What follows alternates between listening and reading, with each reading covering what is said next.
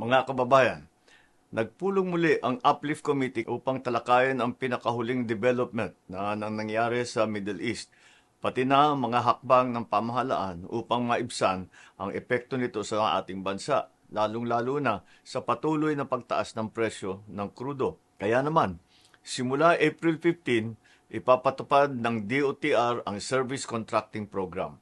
Sa ilalim ng programang ito, babayaran namin ang ating mga operator at driver ng mula 40 pesos hanggang 100 piso kada kilometro. Dagdag ito sa kanilang kita mula sa pamasahe. Para naman sa mga commuter, may kasamang hindi bababa sa 20% na diskwento sa pamasahe. Ang mga ruta ay nakatuon sa mga lugar na may koneksyon sa tren at pangunahing mga bus route upang maging mas maayos, mabilis at maaasahan ang biyahe. Ipapatupad ito sa buong bansa.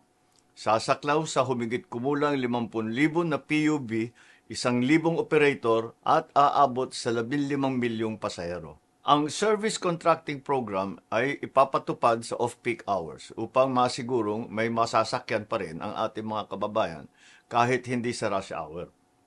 Lahat ng sasali ay may GPS monitoring para naman matiyak na aktwal ang biyahe at maayos ang serbisyo.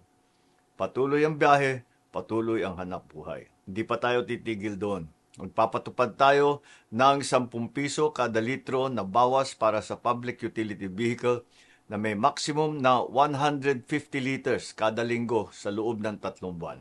Sisimulan muna natin ito sa NCR sa susunod na linggo. Una sa Commonwealth, palalawakin natin ito sa mga susunod na araw sa Quezon Avenue, Espanya, Zapote, A. Bonifacio, Rizal at Marcos Highway hanggang mapalawak natin ito sa buong bansa. Mahalaga ito dahil hindi lang transport cost ang tinutugunan natin. Pinipigilan din natin ang pagtaas ng presyo ng pagkain at iba pang pangunahing bilihin.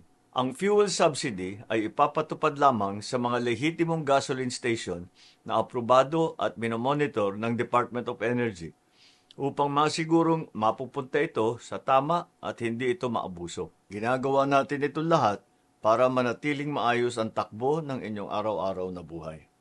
Ang bawat desisyon na ginagawa natin ay may isang layunin lamang: maprotektahan ang Pilipino.